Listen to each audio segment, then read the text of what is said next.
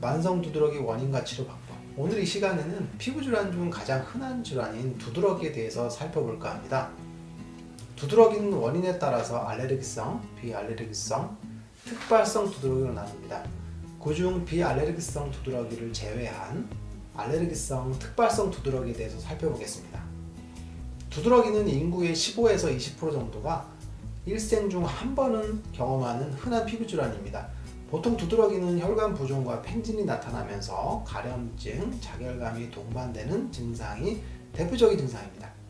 두드러기는 IgE라는 항체에 의한 면역 반응과 비면역학적 문제에 의해서 발생합니다.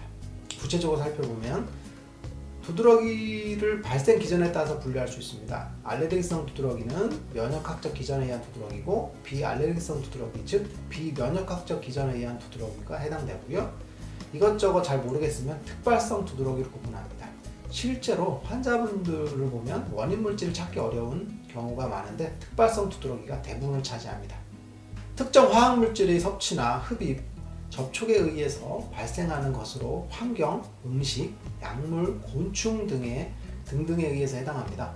이러한 물질은 민감한 사람에게 알레르기성 반응을 유발하고 이것이 면역 체계가 과잉하게 됩니다. 비면역학적 문제로도 두드러기가 발생하는데요. 자가 면역 질환이 있는 경우 그로 인해서 두드러기가 발생하기도 하고 정신적인 스트레스, 흥분, 분노에 의해서도 두드러기가 발생합니다. 이외에도 물리적인 인자, 즉 열이나 추위, 자외선에 의한 두드러기도 발생하게 됩니다. 두드러기가 발생했을 때 왜 가렵고 붓는지를 먼저 살펴봐야 합니다. 두드러기는 알레르기 반응에 의해 피부에 발생하는 것으로 알레르기 면역 반응에 대해서 먼저 이해를 해야 하는데요. 항원이라는 물질이 단백질로 구성된 것인데 이것에 우리 몸에 침투를 하게 됩니다. 항원은 음식물, 공기 중의 미세먼지, 접촉된 화학물질, 꽃가루 등등 매우 다양합니다. 항원이 우리 몸에 들어오면 B셀이 항원을 인지하여 IgE라는 항체를 만들게 되고 이 항체가 마스터셀, 비만세포와 결합하게 됩니다. 다시 수위로 똑같은 항원이 들어오게 되면 기존의 비만세포와 결합되어 있던 IgE와 바로 결합하여 비만세포에서 탈과립 현상이 나타나게 됩니다. 이 과립이 바로 문제의 히스타민입니다. 히스타민에 의해서 피부에 홍반, 부종, 팽진, 가려움증이 발생하는 현상이 바로 두드러기입니다. 히스타민은 호염기구, 호산구와 결합조직에 있는 비만세포에 의해서 만들어집니다. 이중 비만세포가 두드러기에 관여하는 세포로 가장 중요한 것이죠.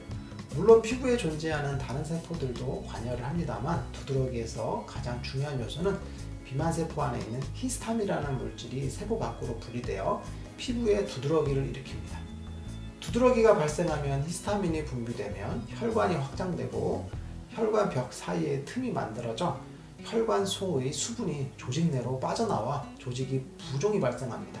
이것이 바로 팽진입니다. 두드러기 시 피부가 붓는 것이죠.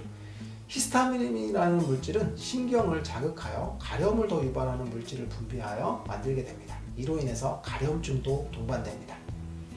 발병 시기에 따라서 두드러기를 분류해보면 급성 두드러기가 있고요. 6주 미만의 경과를 보이며 음식물, 약물, 기타 감염 등에 의해서 일시적으로 발생하고 원인을 회피하거나 제거하면 점차 호전되는 것입니다. 대부분의 경우는 급성 두드러기는 사라지게 되는데요. 두 번째, 만성 두드러기는 6주 이상 경과를 보이는 것으로 11% 이상에서 만성 두드러기로 진행되게 됩니다. 악화와 호전을 반복하는 급성 두드러기가 점차 만성화되는 것입니다.